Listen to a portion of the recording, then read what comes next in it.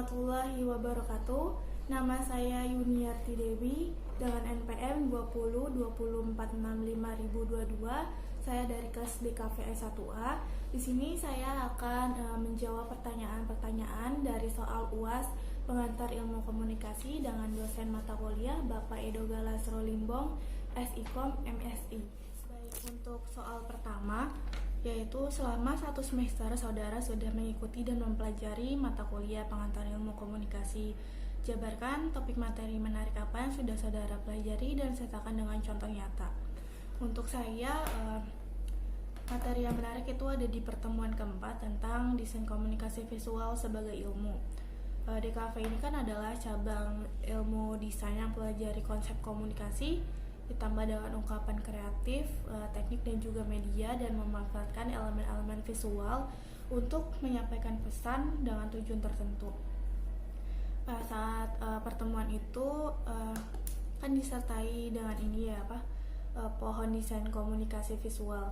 Di situ sih saya semakin sadar kalau ternyata untuk jadi seorang desainer itu bukan hal yang mudah, tapi juga harus disertai dengan akar ilmu yang kuat, dengan akar utama yaitu seni dan juga komunikasi, lalu akar penunjangnya yaitu ilmu ekonomi, sosial dan budaya, dan juga psikologi.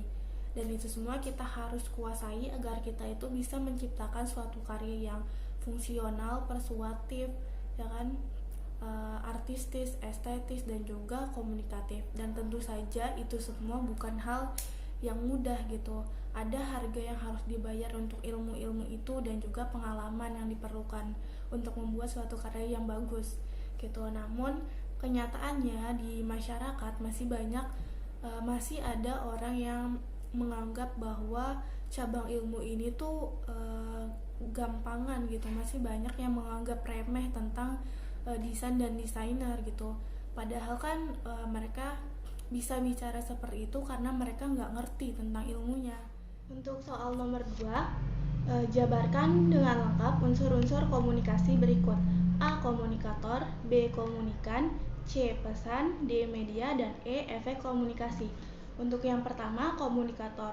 Komunikator adalah pihak yang memberikan pesan ke komunikan atau penerima pesan. Untuk komunikator, keberhasilan komunikator itu biasanya apabila pesan yang dia sampaikan dapat diterima dengan baik dan dicerna dengan baik oleh komunikan. Lalu komunikan itu sendiri adalah orang yang menerima pesan dari komunikator.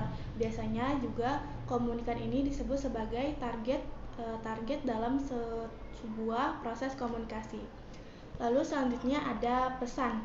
Pesan ialah isi atau maksud yang ingin disampaikan oleh komunikator melalui media ke komunikan.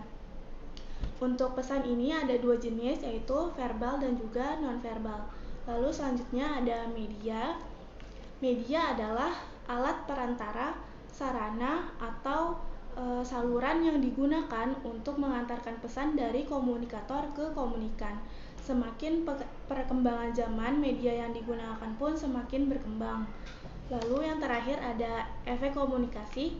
Efek komunikasi adalah efek yang timbul pada komunikan saat dia menerima pesan dari komunikator. Untuk efeknya itu ada 3, yaitu kognisi, konasi, dan juga psikomotorik. Kognisi ini adalah efek saat komunikan merasa informasi itu baru bagi dia. Dan konasi adalah efek yang timbul tidak hanya saat dia menerima wawasan baru, tapi juga ke perasaan. Lalu ke psikomotorik adalah efek yang lebih berat lagi, yaitu saat pesan itu bisa berefek kepada tingkah laku dia ke depannya. Dan untuk soal nomor 3, apa yang saudara pahami tentang hambatan komunikasi? Lalu kaitkan hambatan komunikasi dengan kegiatan belajar mengajar daring yang sudah saudara lalui dalam semester ini. Untuk hambatan komunikasi itu adalah segala gangguan yang mengganggu terjadinya kelancaran komunikasi, mulai dari pengiriman pesan sampai ke penerimaan pesan. Untuk sifatnya itu dibagi menjadi 2, yaitu objektif yang tidak disengaja dan subjektif yang disengaja oleh orang lain. Lalu dibagi juga hambatan komunikasi ini menjadi internal dan eksternal. Internal itu dari dalam diri kita, kalau eksternal itu dari luar diri kita. Dan klasifikasi komunikasi, hambatan komunikasi itu dibagi menjadi 5. Yang pertama gangguan.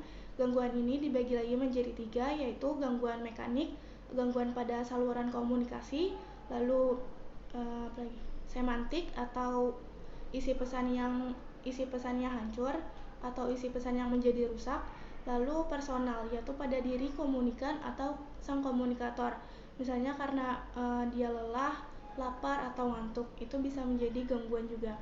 Lalu yang kedua ini ada hambatan kepentingan, motivasi, prejudice atau prasangka, dan evasi komunikasi.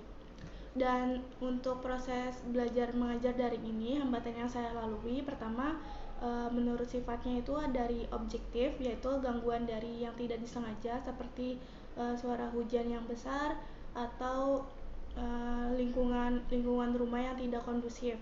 Lalu ada juga gangguan mekanik dari saluran komunikasi. Kalau sedang hujan biasanya saluran internetnya itu menjadi agak tidak stabil. Lalu ada juga dari personal, kalau misalnya pulang kerja sore biasanya kita lapar atau lelah, dan itu bisa mengganggu juga untuk proses belajar mengajarnya.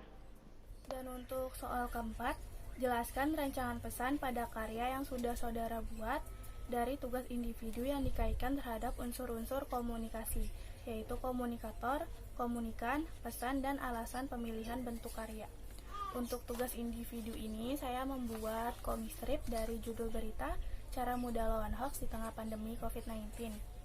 Untuk penjelasan karyanya, di sini bercerita tentang si baju merah yang dia hampir saja percaya dengan salah satu berita hoax, tapi untungnya dijelaskan oleh si biru, dan hanya dia mengedukasi si merah bagaimana cara melindungi diri kita agar tidak termakan oleh berita hoax, apalagi di tengah pandemi ini.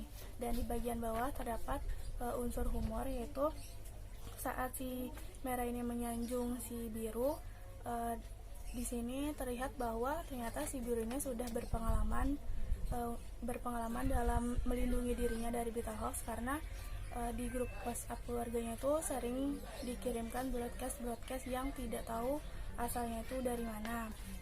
Dan untuk unsur-unsur komunikasinya, yang pertama komunikatornya adalah saya sebagai pembuat dari komik strip ini. Lalu komunikannya adalah untuk orang-orang yang menonton dan melihat komik strip saya.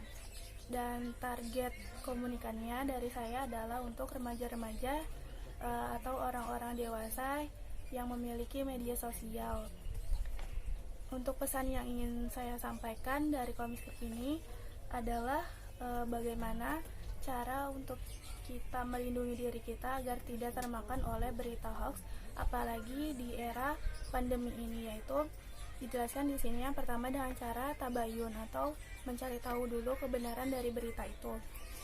Lalu yang kedua, jangan lupa juga untuk mengingatkan kawan-kawan sekitar kita agar tidak terjebak berita hoax.